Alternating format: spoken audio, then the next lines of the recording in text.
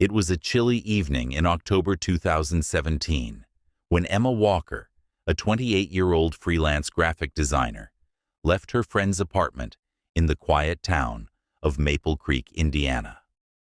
The air was crisp, and the streets were dimly lit, with the occasional flicker of aging streetlights. Emma was known for her cautious nature, always double-checking locked doors and avoiding dark alleyways.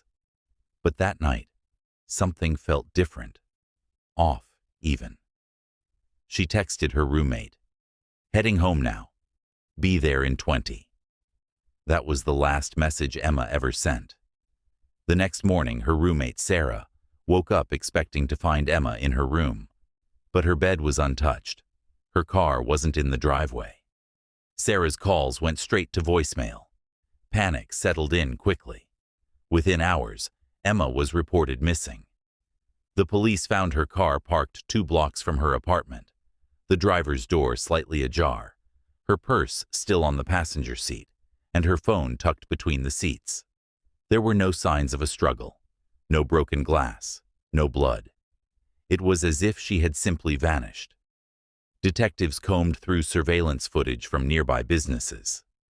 At 11:07 p.m., Emma's car was seen stopping at a red light.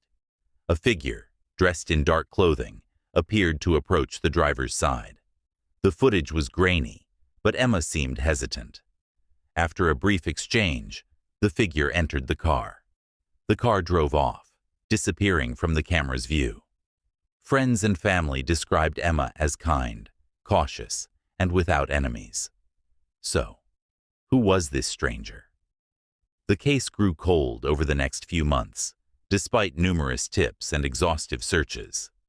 That was until March 2018, when a local hiker discovered something chilling: a shallow grave deep in the woods, about 15 miles from where Emma was last seen. Inside was Emma's body, partially decomposed, with clear signs of foul play. The autopsy revealed she had been strangled. Bruises on her wrists indicated she'd been bound. But the most haunting detail was carved into her skin. Tiny, shallow marks forming strange, almost ritualistic symbols. This detail led detectives to re-examine missing persons cases with similar patterns.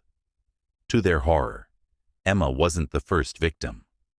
Over the past 3 years, 3 other women in neighboring towns had vanished under eerily similar circumstances. All were found months later in shallow graves, marked with the same symbols. The media dubbed the unknown killer the Maple Creek Carver. Detectives focused on the surveillance footage, enhancing it with new technology. A breakthrough came when they identified a partial tattoo on the stranger's wrist, a distinct design resembling a raven. Cross-referencing this detail with criminal databases led them to a name: Ethan Rhodes, a man with a history of petty crimes, but nothing violent. Ethan had disappeared around the same time Emma's body was discovered. After months of tracking, law enforcement found him living under an alias in a remote cabin in Michigan. When they raided the property, they uncovered a nightmare: a hidden basement with walls covered in symbols, identical to those carved into the victims. Polaroid photos of Emma and the other women were pinned up like trophies. Ethan was arrested without incident. During interrogation, he remained eerily calm, speaking softly, almost thoughtfully, as if discussing someone else's crimes. He admitted to killing Emma but claimed he was just following instructions. When pressed further, he cryptically added, "She was chosen."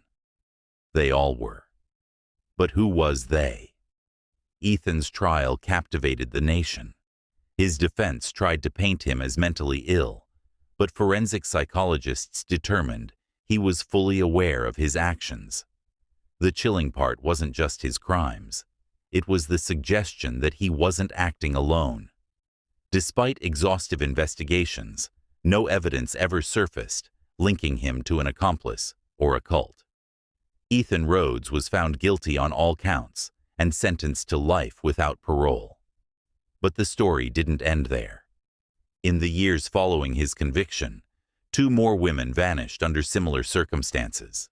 Their bodies were discovered months later, marked with the same symbols. Ethan was in prison. So, who was responsible?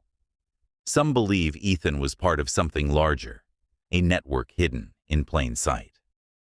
Others think he had inspired a copycat. Law enforcement continues to investigate, but no arrests have been made. To this day, in Maple Creek, people lock their doors a little earlier, glance over their shoulders a little more often, and avoid walking alone at night, haunted by the fear that the true story behind Emma Walker's death remains unfinished.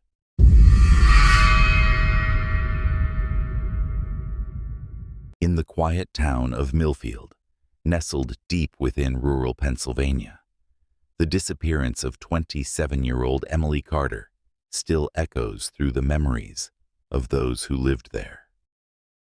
It was October 2018, the time when autumn painted the trees with shades of orange and red, and the nights grew colder, cloaked in mist. Emily was a nurse at a small clinic, known for her kindness and warm smile. But one chilly evening, she vanished without a trace, leaving behind a mystery that would haunt Millfield forever.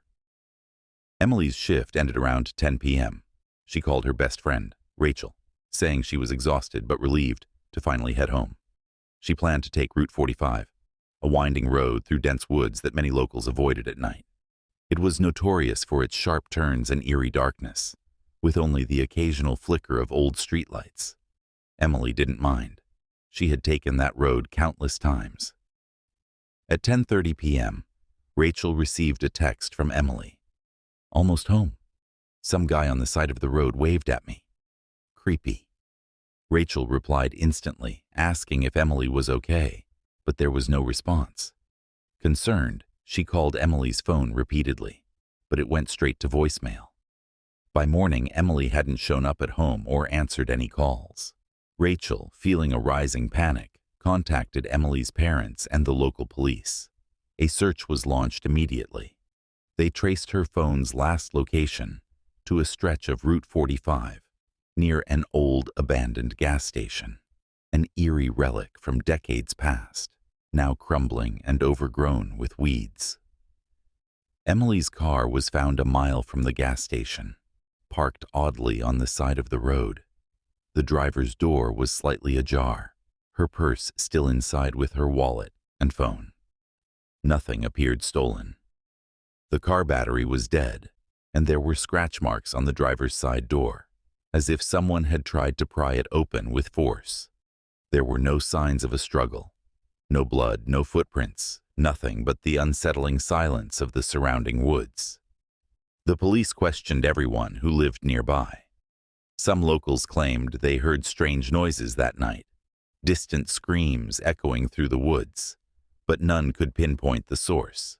One elderly man, who lived in a cabin not far from where Emily's car was found, reported seeing headlights flickering around midnight, followed by the sound of a car speeding away. He couldn't describe the vehicle or the driver, just that it felt out of place for such a remote area. Days turned into weeks.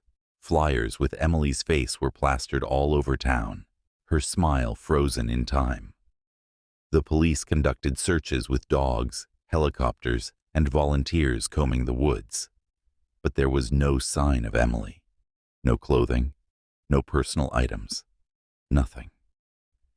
Rumors spread quickly in Millfield. Some believed she had been abducted by someone she knew. Others whispered about the dark history of Route 45, claiming it was cursed.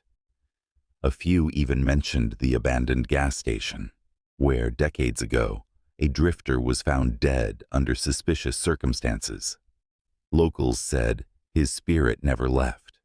The case went cold until 2 years later. In 2020, a hiker named Mark was exploring a remote part of the woods about 5 miles from where Emily's car was found. He stumbled upon something buried under a pile of leaves and debris. It was a tattered piece of fabric, part of a nurse's uniform. Nearby, partially hidden beneath a fallen tree, were human remains. The police were called immediately. Dental records confirmed the worst fear. It was Emily. The discovery reignited the investigation. Forensic analysis revealed that Emily had suffered blunt force trauma to the head, and there were signs she had been restrained. However, after all that time, evidence was scarce. The only clue was a set of tire tracks preserved in the hardened mud near where her remains were found, belonging to an old pickup truck. The police focused on people with criminal records in the area, eventually zeroing in on a man named Dennis Cole.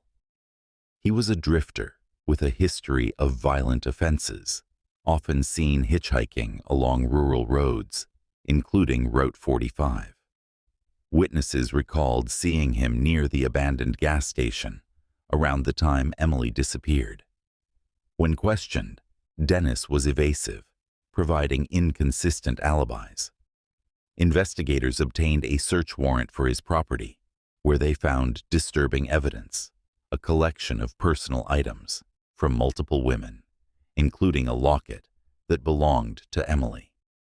Underneath his floorboards, they discovered Emily's ID, partially burned, as if someone had tried to destroy it, but changed their mind. Faced with overwhelming evidence, Dennis confessed. He admitted to flagging Emily down that night, pretending his truck had broken down. When she stopped to help, he attacked her, dragging her into the woods.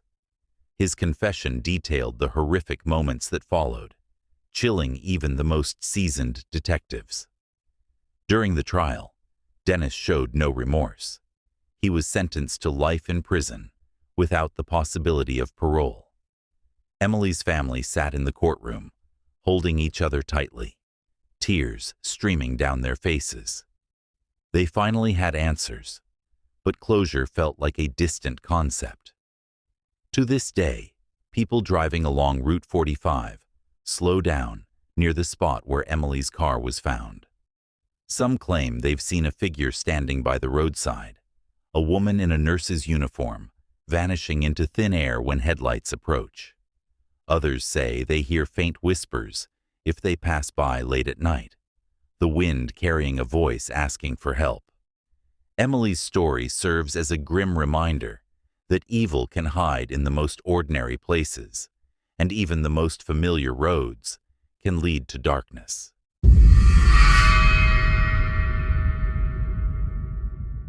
In early 2013, 21-year-old Canadian student Elisa Lam embarked on a solo trip to the west coast of the United States. On January 26th, she checked into the Cecil Hotel in downtown Los Angeles, a place long steeped in dark history. Known for its association with crime, suicide, and even serial killers, the hotel had a reputation that made it a character in the city's darker legends. Elisa kept a blog and frequently updated it with posts about her journey, emotions, and struggles with mental health, which she openly shared. But something changed in early February. Her updates stopped. On February 19th, after several days of complaints from guests about low water pressure and a foul taste coming from the taps, hotel maintenance workers discovered Elisa's decomposing body floating in one of the rooftop water tanks. The Los Angeles Police Department launched an investigation. The most disturbing clue came from the hotel's elevator security camera, which captured the final known footage of Elisa alive. In the video, she steps into the elevator and presses multiple buttons, but the doors don't close. She begins to look around anxiously, stepping in and out, appearing to hide in the corner as if someone were following her. Her behavior becomes erratic, waving her arms and making strange, fluid movements, before she finally walks away, never to be seen again. The public was gripped. The video went viral, with millions trying to decode her behavior. Some speculated she was hallucinating. Others suggested supernatural involvement, pointing to the hotel's sinister history. Theories ranged from psychosis to foul play to paranormal activity. But the most terrifying part? The water tanks were locked, with heavy lids that were difficult to open without a ladder or assistance. How had Elisa gotten in? There were no signs of struggle or trauma, and toxicology reports were inconclusive due to her body's decomposition.